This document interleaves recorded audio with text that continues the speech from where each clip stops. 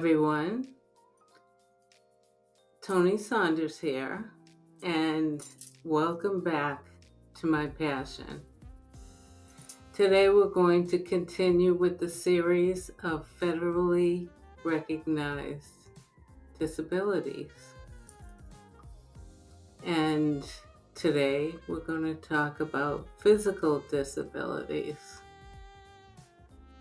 Now, we all know what a physical disability is, but I'm going to explain how it can affect your child's education. For example, a physical disability could be an amputee. Now, whether or not that would affect a child's education, or whether or not they need special education, that's up to you and the team. You could have a child with cerebral palsy, like I do, for example. And trust you me, having a child with cerebral palsy is not looked upon as a person who can be taught, learn just like their peers. But I'm here to tell you, every individual is different. For example, her name is Cassandra, and she went into school with the team thinking that she needed to be in a program instead of in regular education. And like I said, it's supposed to happen as you want it to happen. So if you want your child in a substantially separate program just because they have cerebral palsy, I'm going to tell you that shouldn't be. It's how well they can be taught that should determine exactly where they should be. They shouldn't start off going into a classroom with all kids with disabilities, in other words. So, as I said, any kind of disability that affects your limbs, whether or not you walk, do you need a wheelchair, those kinds of things. And then testing is the issue. The testing has to be according to their disability. In other words, they cannot just look at the child and say, oh, I can't test her because she doesn't use her hands. Well, all through Cassandra's life, she couldn't use her hands the way a typical child can. But I kept her in regular education her whole life, and she graduated high school. And that's because some kids have a brain. They're able to cognitively do the work. One of the things that she needed was a computer, and to have computer technology, programs that she could talk into the computer. And you too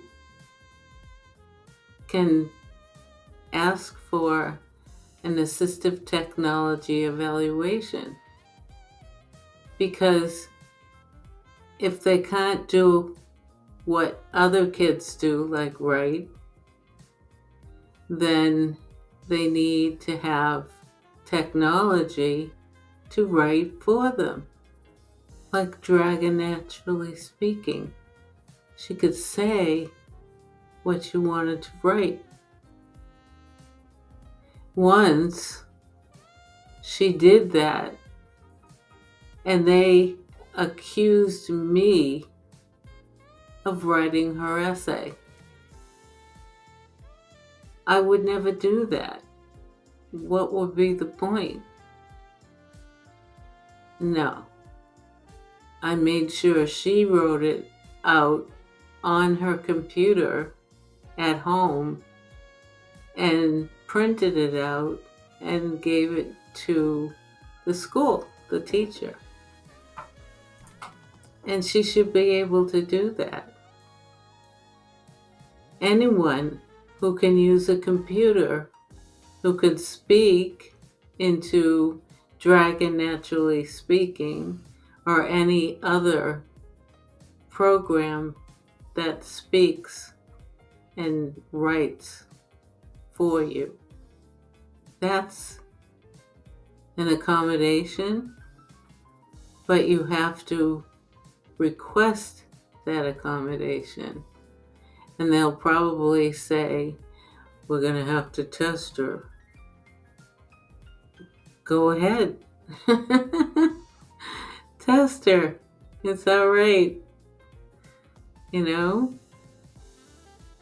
It's crazy the way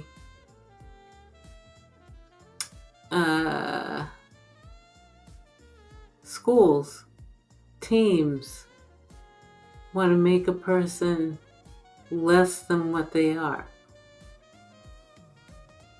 They actually tried to put her in a program with only kids in wheelchairs, telling me that she needs to be with people of her own kind. Well, I got them for that. She doesn't need to be with people of her kind. She needs to be with people. She doesn't need to go to a school for kids with wheelchairs. She needs to be in a regular education classroom with her wheelchair and doing the same work as her peers. They just didn't want to spend the money on the equipment she would need. But they did. And she graduated, as I said. Amputees, kids with spina bifida who need to walk with a cane or crutches, whatever it is. It doesn't matter what they look like. It matters that they're educated.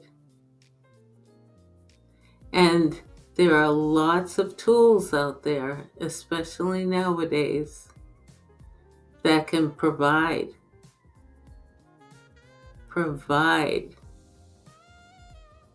the ability to keep up with their classmates.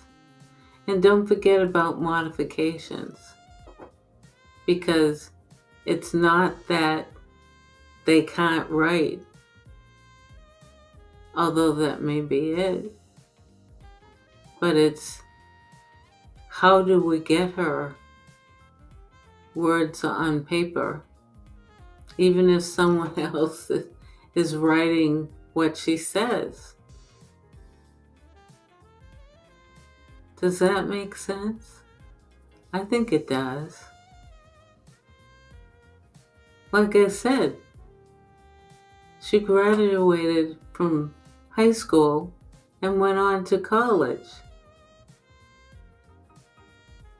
And she was in a wheelchair the whole time. Oh, I just want to tell you this one little story. She actually was sitting in the cafeteria getting ready to have her food.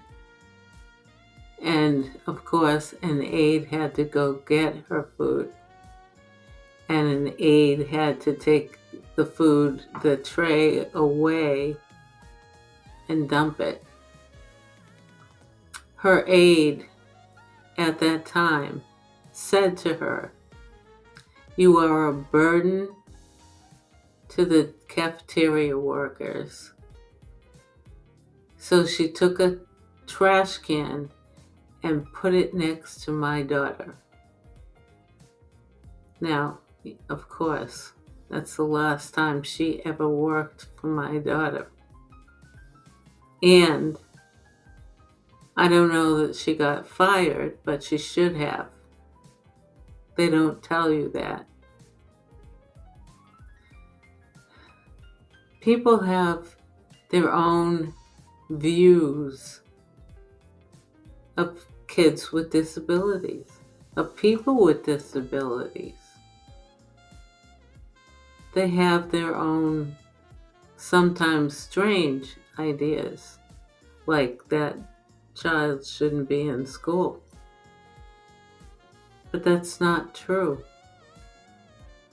Everyone should be able to get some sort of education, whatever it is. And like I said, doesn't mean that they have to be in a classroom with all other students who happen to have different types of disabilities.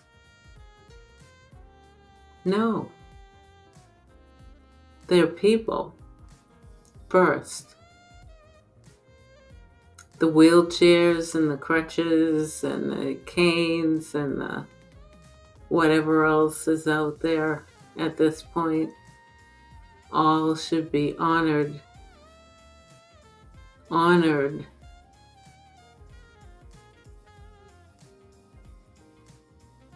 That's just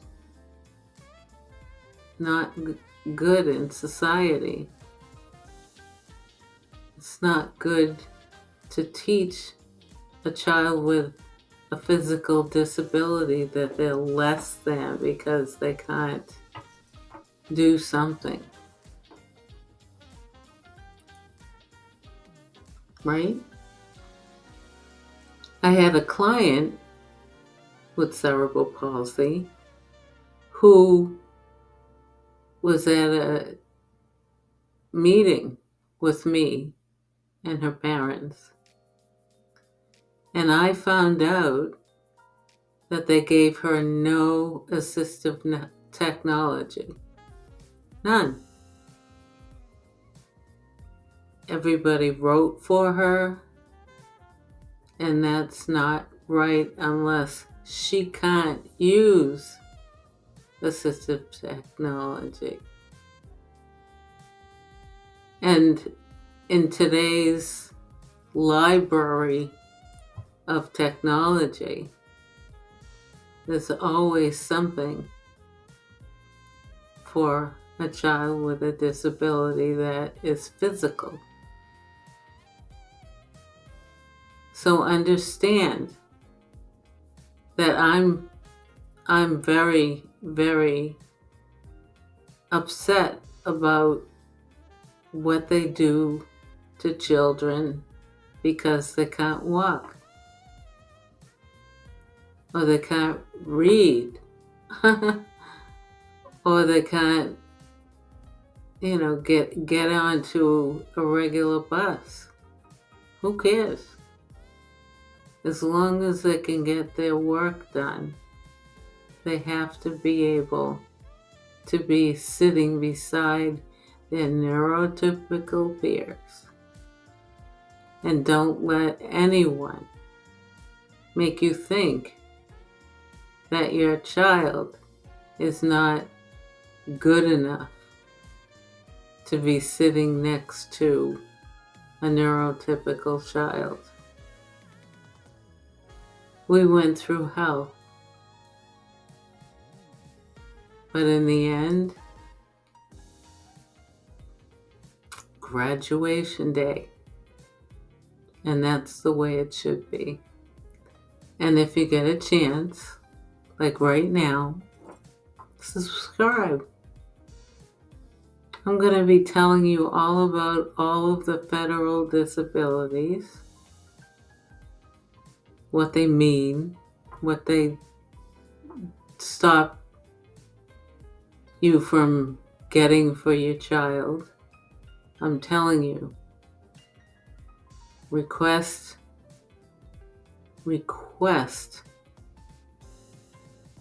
an assistive technology evaluation for anybody who needs to be able to use it and not have someone sitting next to them writing for them. We want to teach independence. We want our children to be able to go to a museum just like everyone else, only they're going to need transportation for a wheelchair. So what? That's what they're for, right? Right. So, that's my spiel about physical disabilities. It's the perception of our society that holds people back. And that shouldn't be. Get your baby educated no matter what. No matter what. And if they can't be included in a regular education classroom, there better be a really good reason. And don't allow the school system to change your child's placement just because they have a physical disability. They're not supposed to do that. It's actually discrimination. Subscribe. I'm going to tell you more stories, more disabilities, what you can do. And believe me, there's so much more out there. So much more. Like I said, Cassandra went to college.